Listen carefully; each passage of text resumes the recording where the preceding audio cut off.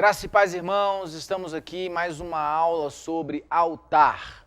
E nós nessa aula vamos falar sobre a oferta agradável. Então, vamos fazer só uma recapitulação da aula anterior. Nós falamos na aula anterior acerca da edificação do altar. Então, nós vimos que, primeiro, nós precisamos rever nosso cristianismo pessoal e voltar às práticas espirituais esquecidas por alguns. Falamos que precisamos edificar um altar santo, dentro dos padrões de Deus, para que Ele envie o fogo. E aí com isso eu quero relembrar você sobre se você reviu quais pedras que o seu altar precisa que você traga de volta. E terceiro, precisamos nos guardar do espírito da religiosidade que tem nos afastado da essência do Evangelho. Então, com esses pontos aí, nós fechamos a aula anterior e nós vamos partir agora para a nossa aula de hoje, né? Ou talvez você está vendo todas as aulas no mesmo dia, enfim. A nossa próxima aula, que é sobre oferta agradável.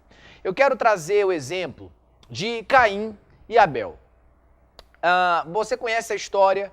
Caim trouxe uma oferta, Abel trouxe uma oferta sobre o seu altar. Caim tinha altar, Abel tinha altar. Só que a oferta de Caim, Deus rejeitou.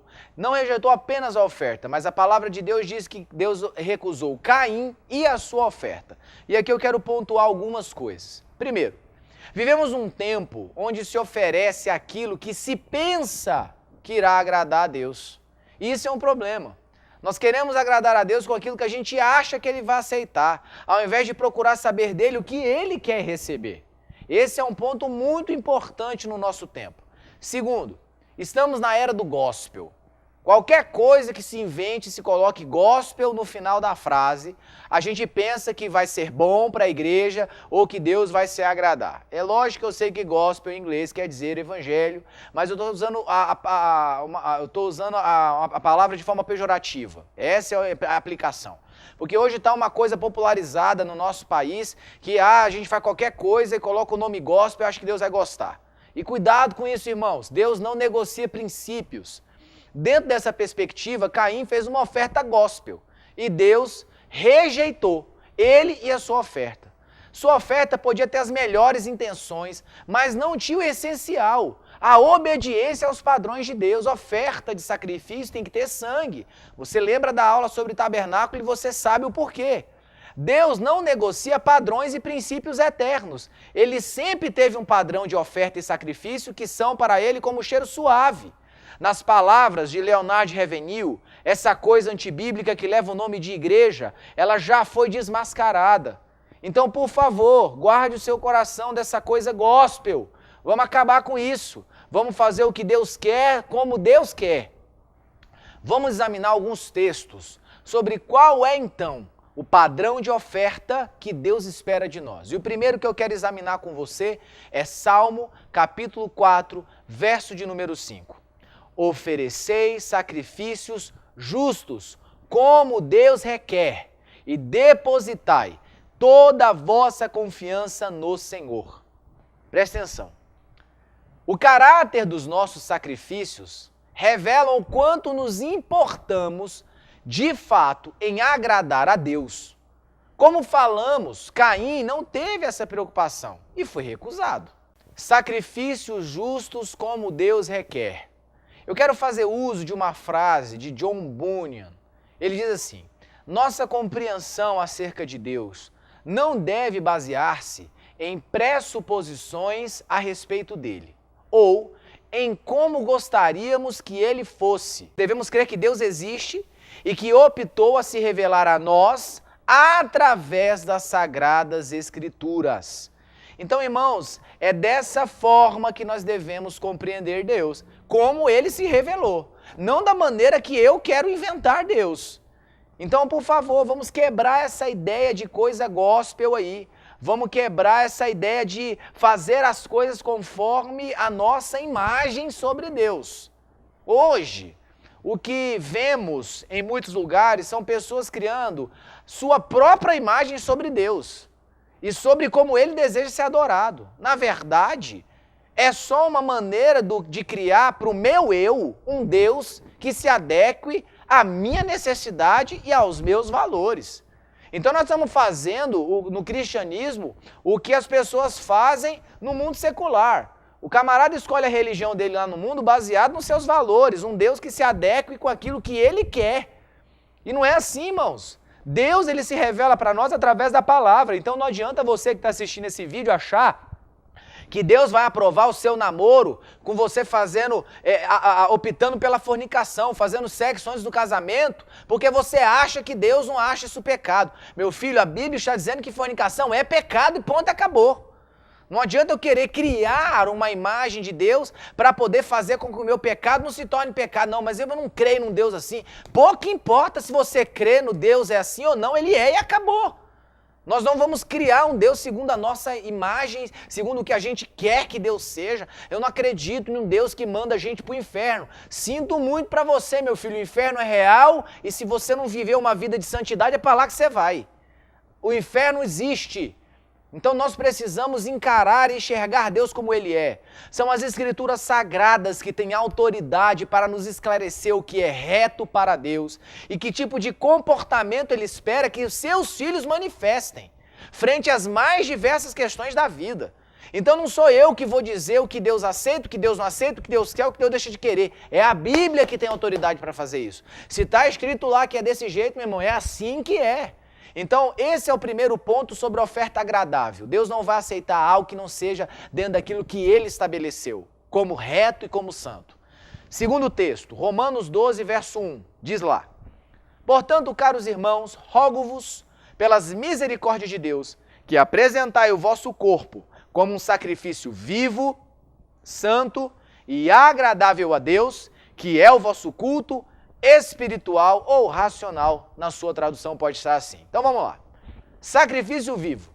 Na ótica de Deus, e é por ela que devemos olhar sempre, tudo o que é realizado sobre a influência da velha natureza não pode gerar vida, mas somente aquilo que é gerado por alguém que é guiado pelo Espírito. Você viu no texto?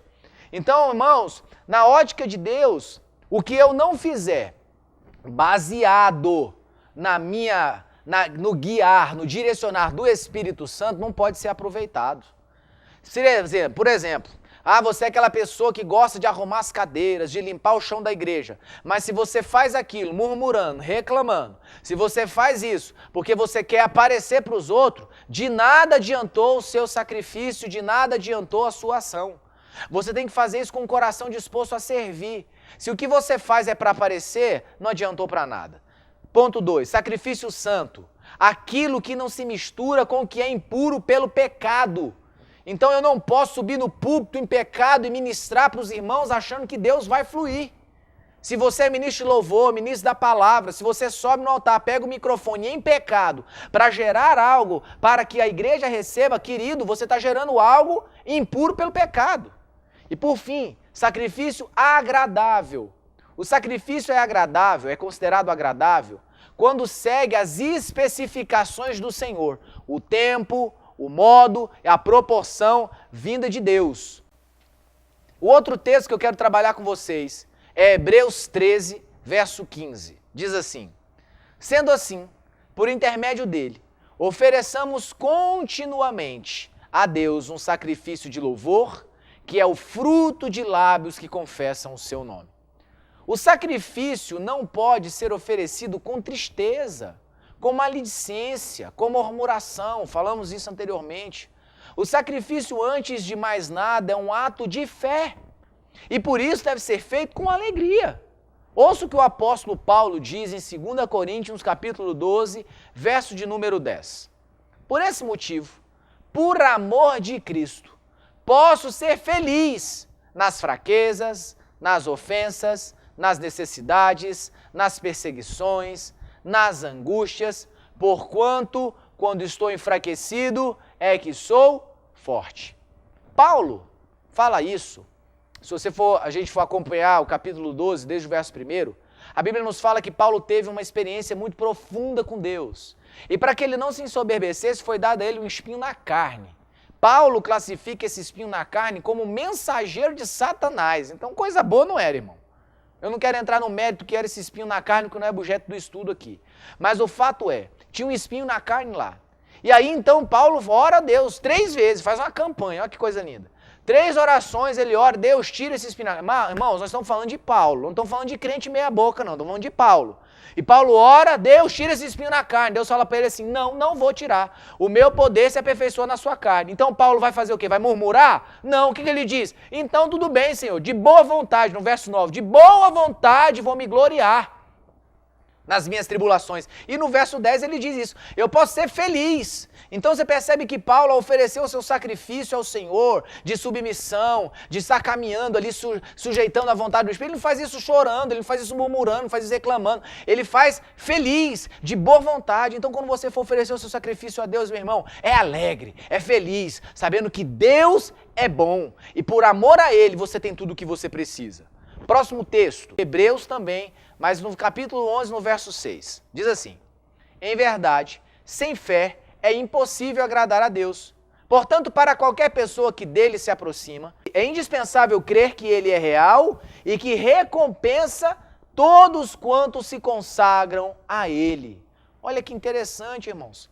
O nosso sacrifício de louvor, ele deve ser fruto de lábios que confessam o nome do Senhor, ou seja, que sabem que Ele é real, que saibam que Ele é galardoador, que Ele recompensa, que Ele é amoroso. Escute o que eu vou lhe dizer. Se Jesus não for suficiente para você, a cruz sempre vai ser um fardo pesado demais para carregar.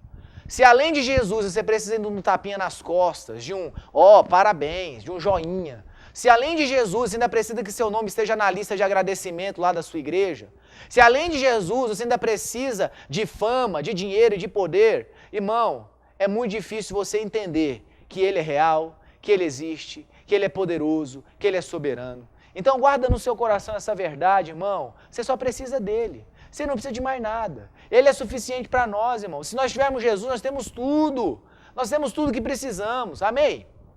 Conclusão. James Stewart, considerado o melhor pregador do século XX, depois você estuda sobre ele aí, homem de Deus. É necessário um mundo, ele diz, é necessário um mundo de tribulações para treinar homens para a sublime vocação de filhos de Deus e para esculpir na alma os traços da face de Cristo. Olha que tremendo. É isso aí, irmãos. Nós precisamos ser treinados para manifestar a excelência do caráter de Jesus. É isso que Deus tem para nós, que os filhos dele sejam verdadeiros exemplos de conduta, comportamento e fé. Então vamos concluir essa aula aqui. Deus não negocia princípios, não negocia valores, e o sacrifício que iremos apresentar a Ele em nosso altar deve estar dentro do seu padrão de qualidade. Não é o que eu penso que Deus quer, é o que Ele me diz, é o que Ele me revela na sua palavra que Ele quer de mim. Seja Isaac, será que é o orgulho que ele quer de mim? Será que é a vaidade? O que ele quer que eu entregue para ele nesse altar?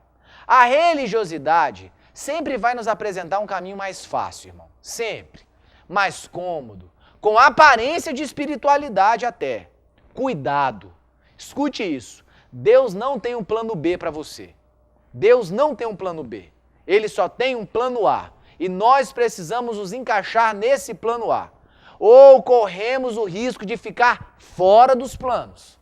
Então, querido, entenda isso.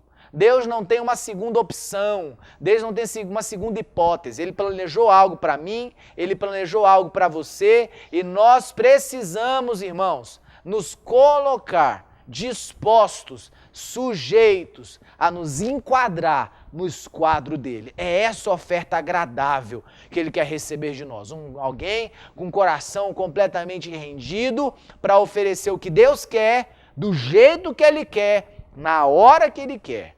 Amém? Que Deus te abençoe, te guarde e te conserve firme na sua palavra. Um abraço.